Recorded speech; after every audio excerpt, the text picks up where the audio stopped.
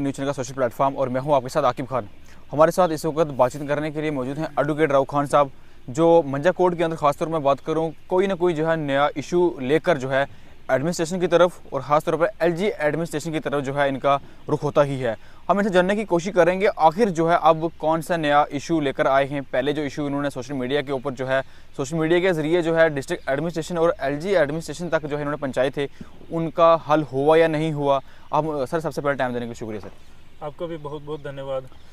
सबसे पहले मैं आपको ये बात बता दूं कि आज से ठीक 2 महीने पहले आपके चैनल के माध्यम से मैंने मंजा कोर्ट के उन तमाम लोगों को ये बताने की कोशिश की थी कि मंजा कोर्ट में 3 अहम चीज़ें जो हैं वो भी ज़रूरत हैं।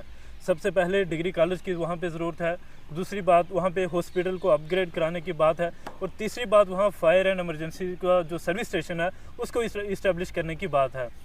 इन तीनों चीज़ों को लेकर 2 महीने पहले मैंने आपके चैनल के माध्यम से लोगों को कहा था कि एक साथ होइए, एक सपोर्ट रखिए और हमें इन चीज़ों को मंजा कोर्ट में लाने की कोशिश करनी है।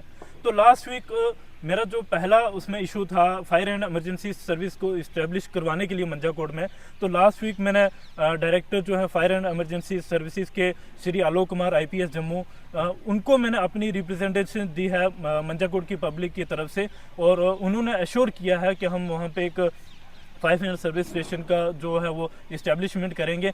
जिस दिन मैंने वो रिप्रेजेंटेशन वहाँ सबमिट करी, उस सेम डे उन्होंने वो रिप्रेजेंटेशन एक्सेप्ट की और फॉरवर्ड करी हायर अथॉरिटी को। और मुझे यकीन है कि थोड़ा सा वक्त हमें और इंतज़ार करना पड़ेगा, लेकिन 5 मिनट सर्विस स्टेशन का जो इस्टेब्लिशमेंट है वो मंजा कोर्ट में ज़रूर होगा।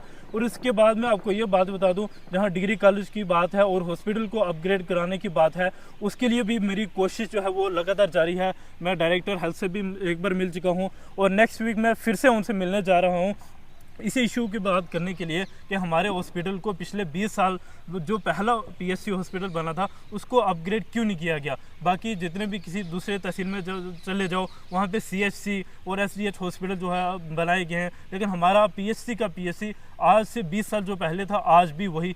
सर पिछले 9 सालों से मंजा कोर्ट के अंदर क्या ही डेवलपमेंट सर आपको देखने को मिली है? पिछले 9 सालों में जहाँ तक मैं आपको बताऊं, या फिर आप मंजा कोर्ट के किसी भी एक गरीब तबके में किसी भी आदमी को ये पूछ लो कि मंजा कोर्ट में 9 सालों में क्या काम हुआ, तो सिर्फ यही कहेंगे मंजा कोर्ट में भाजपा की तरफ से सिर्फ झूठ और नफरत फैलाई गई। मैं आपको ये बता दूं कि 2010, 11, 12 में जो काम हुए थे उसके अलावा आज की डेट में वहाँ पिछले 9 साल में कोई भी ऐसा सिंगल काम जो नहीं हुआ। और मैं चैलेंज करता हूँ BJP वालों को कि अगर आप आपने ऐसा ही कोई काम किया है तो मुझे आप बता दो, मुझे तो अपनी आंखों से वहाँ दिखा नहीं, शायद BJP वालों को अपनी आंखों से वहाँ पे कोई दिख जाए।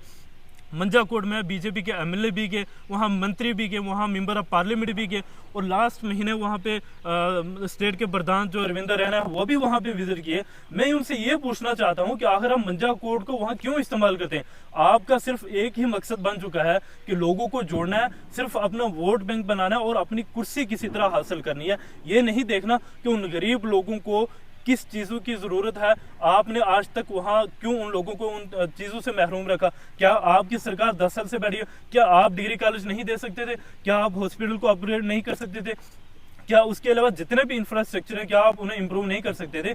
आपको सिर्फ मंजा कोर्ट में जो डाक बंगला आज से 10 साल पहले जो कांग्रेस की गवर्नमेंट में के टाइम बना था, आज उसको सिर्फ आप इस्तेमाल कर रहे हैं, सिर्फ अपना वोट बैंक बनाने के लिए, नफरत की राजनीति फैलाने के लिए, लोगों के बीच में झूठ फैलाने का काम कर रहे हैं। और इसके अलावा मंजा कोर्ट में आपको कोई भी ऐसी डेवलपमेंट नहीं मिलेगी।